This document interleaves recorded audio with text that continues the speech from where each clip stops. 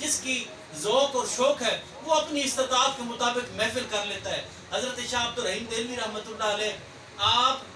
کے گھر میں رزق میں اس وقت تھوڑی تنگی ہو گئی، حضور کا میلاد شریف آ گیا، دل میں بڑے پریشان، عالم دین، آل رسول۔ اب دل میں خیال آیا کہ میں حضور کی شان، حضور کے ذکر کی محفل نہ سجاؤں تو مجھے قرار نہیں۔ آپ نے اتنی رقم تھی کہ کچھ چھولے چنے، بھنے ہوئے چنے منگا سکے،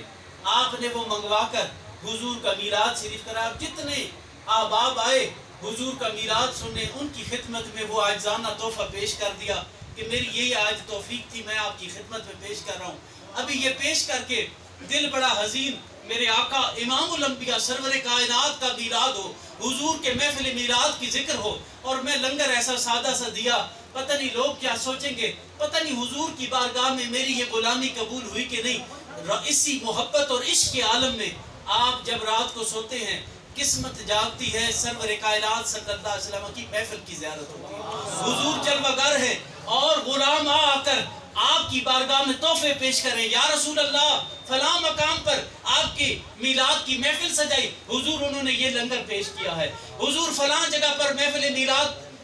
ہوئی ہے، حضور انہوں نے یہ لنگر پیش کیا آپ کی بارگاہ میں، حضور سب کے تحفے قبول فرما رہے ہیں۔ حضرت شاہ عبد الرحیم دہلوی رحمۃ اللہ علیہ متجسس نگاہوں سے اس کی تلاش میں جو میں نے لنگر پیش کیا حضور کے میلاد کا، کہیں نظر نہ آیا، پریشان ہو گئے، حزین ہو گئے، شاید میرا لنگر بڑا کمزور تھا، میرا لنگر بڑا وہ قیمتی نہیں تھا، سرکار کی بارگاہ میں شاید قبول نہیں ہوا۔ اسی عالم میں آپ